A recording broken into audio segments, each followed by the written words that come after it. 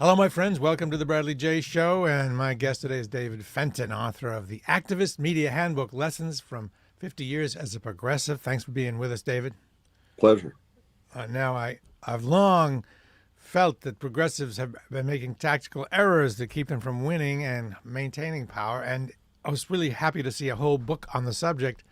And that's why we're here.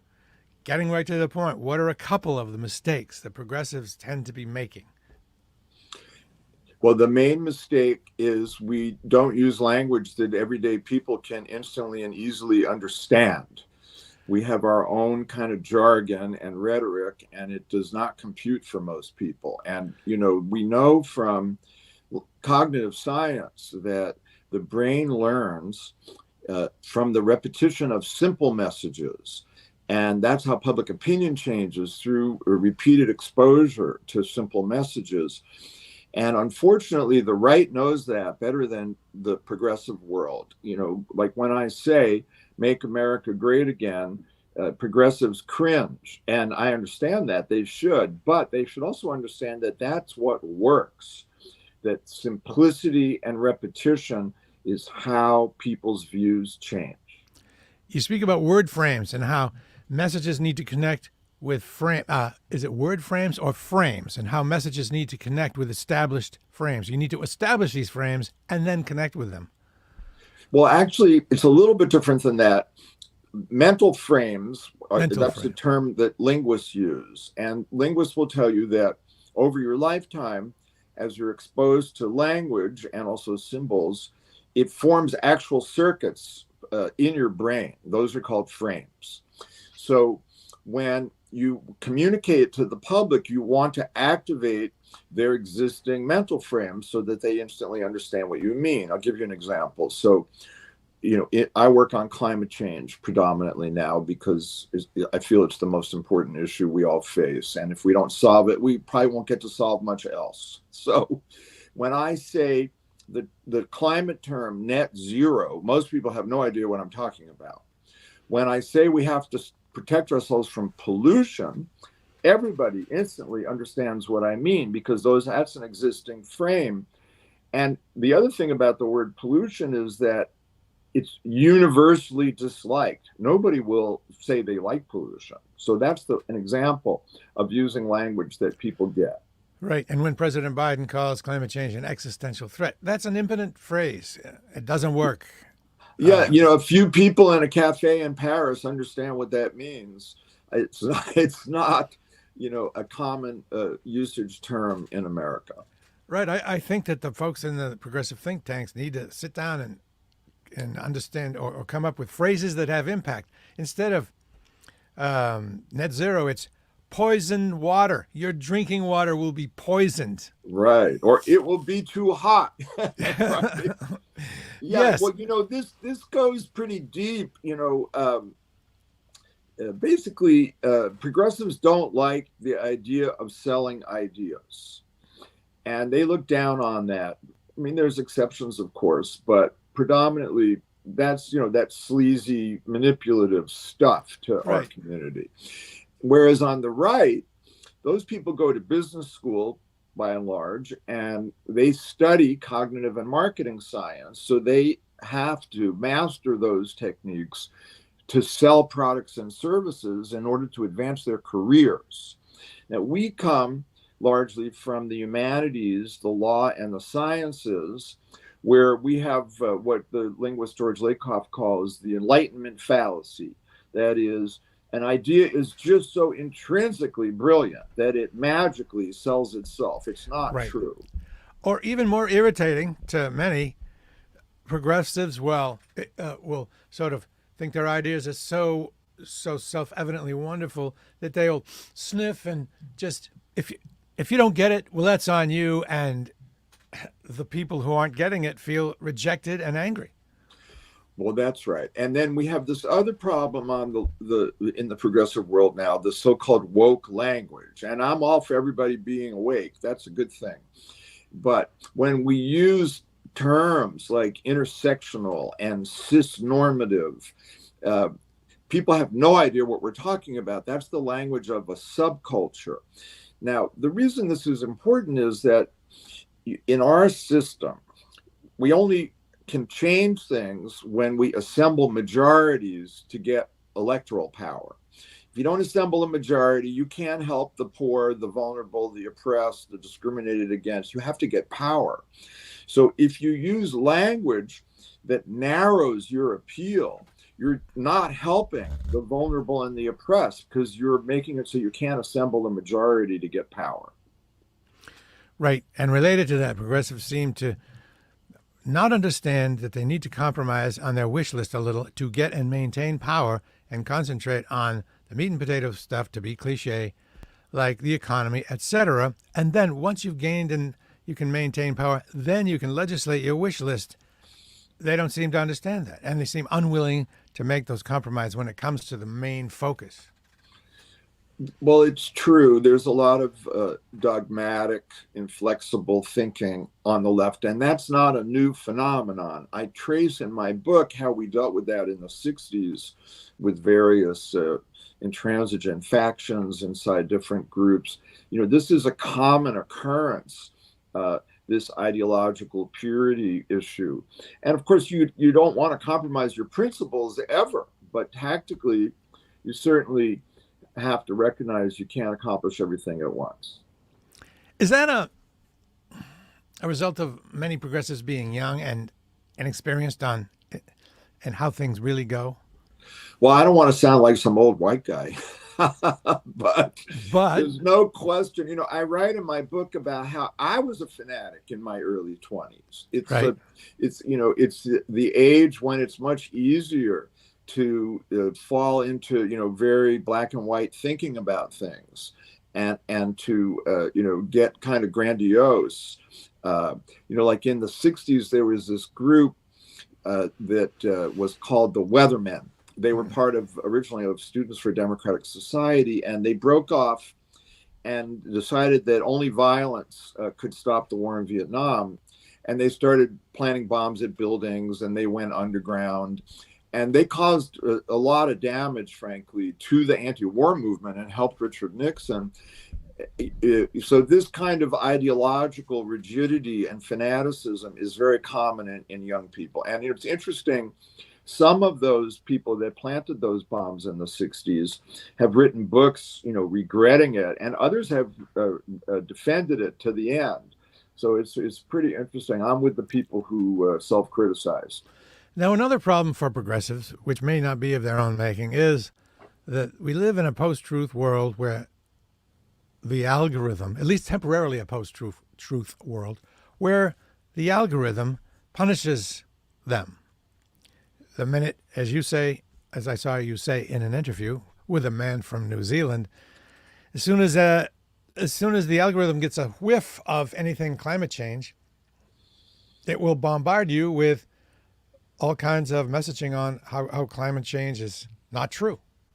Yes. If, for example, the YouTube recommendation engine, that's like the Netflix recommendation engine, what movies to watch. So when YouTube gets a whiff that you're right of center, they'll start serving you material aimed to keeping you coming back to YouTube, which will be super right-wing material, including a lot of climate falsehoods. And quite a few people have tried to get them to take this stuff down, and they won't. This gets into this whole issue of, should free speech protect intentional, knowing falsehood?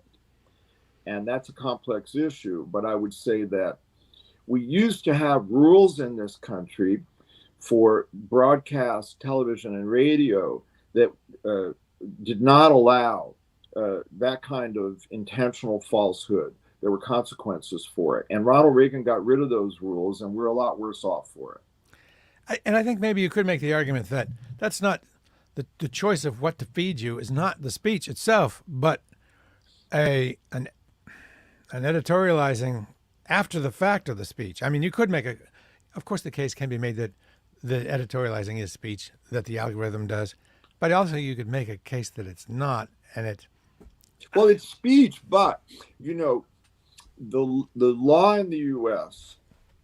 Gives the tech platform zero liability for anything posted on their platforms, and that was done to keep the internet open and free. However, it had an unintended consequence, which is now that they have these massive algorithms based on artificial intelligence, the problem isn't what an individual posts by and large. I mean, certain kinds of crazy hate speech, of course, should never be allowed. But the problem is not so much the individual postings, it's when the algorithms of these tech platforms boost those false, disgusting, slimy, salacious, reptilian, sensationalistic posts to millions and millions of people. They should be liable for that. That's acting as a publisher, as an editor. They're making a choice to boost those things.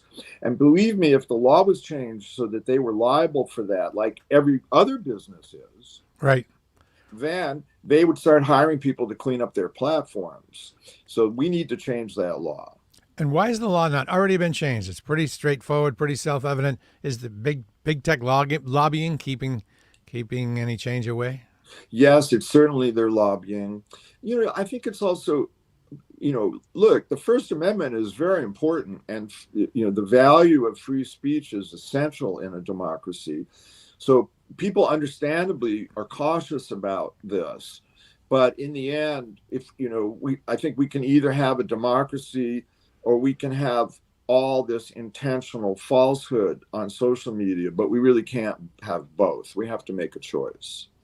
We're speaking with David Fenton, author of a book that I really recommend. I love it because it identifies specific problems and has specific fixes, and it's not the abstract kind of communication type of book that that I grew up with in the 70s.